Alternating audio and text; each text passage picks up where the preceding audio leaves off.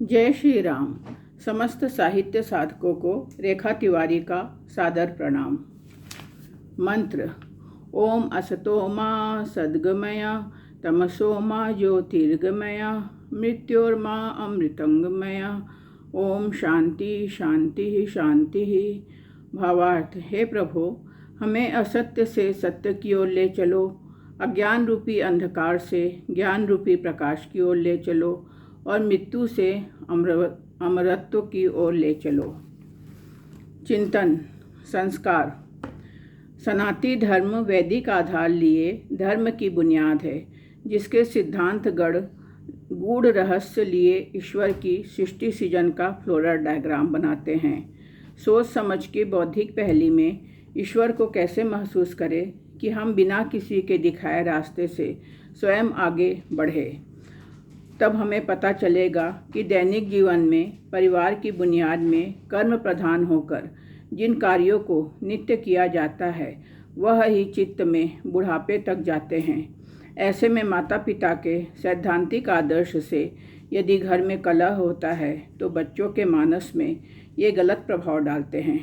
सो जीवन भर वे धर्म के मर्म को समझ नहीं पाते हैं और सनातन संस्कृति से भटककर अन्य धर्म की मान्यताओं की मीठी मीठी बातें और लुभावने प्रलोभनों में आ जाते हैं।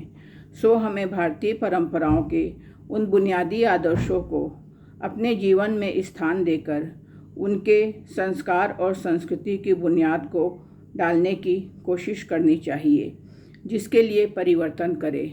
प्रथम परिवर्तन: भोजन का आध्यात्मिक महत्व होता है, जिसके लिए पाटे में बैठकर खाना खाने से आमाशय और आंतों की कार्य प्रणाली सुचारू रूप से कार्य करती है। कभी कब्ज नहीं होता है तो टेबल कुर्सी परंपरा त्यागिए। भोजन मंत्र खाने से पहले बोले और कृष्णार्पण करें। सुबह माता पिता गुरु ईश्वर को प्रणाम करने की परंपरा विनम्रता रूपी सद्गुण को लाती है। सो बच्चे जब ऐसा करें तो मुंह को नित्य चूमकर माता पिता आशीर्वाद वचन बोले। सूर्य अर्घ देने की परंपरा में सूर्य निराकार ब्रह्म की उपासना सधती है। पेड़ सुपात्र बनकर उसे ग्रहण करते हैं और आशीर्वाद देते हैं। सो हाथ को दान देने की प्रवृत्ति का जन्म होता है। रामायण और गीता के एक एक श्लोक नित्य पठन और चिंतन की आदत बच्चों में डाले। नित्य कहानियाँ सुनाकर घर में टेंशन पूर्ण माहौल में भी 5-10 मिनट बोलकर नैतिक शिक्षा की बातों को घर के माहौल में लाने की कोशिश करें। ऐसा करने से पति पत्नी और बच्चों के बीच लाख टेंशन हो परिवार में परिचर्चा का कार्यक्रम बनता है और धीरे धीरे हर प्रकार के अवसाद टेंशन तनाव से मुक्ति मिल जाती है।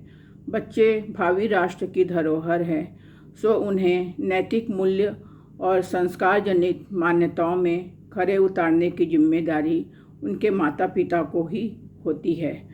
सादर आभार। भाइयों और बहनों, स्वास्तिक पत्रिका और साहित्यिक सचेतना मंच अपने धर्म की नैतिक और सत्य रूपी बुनियाद को लेकर नित्य आगे बढ़ रही है। आप सबसे यही उम्मीद है कि आप हम सबका को सब्सक्राइब करें और लाइक कर हम सबके साहित्यिक सचेतन यात्रा में बराबर के सहभागी बने।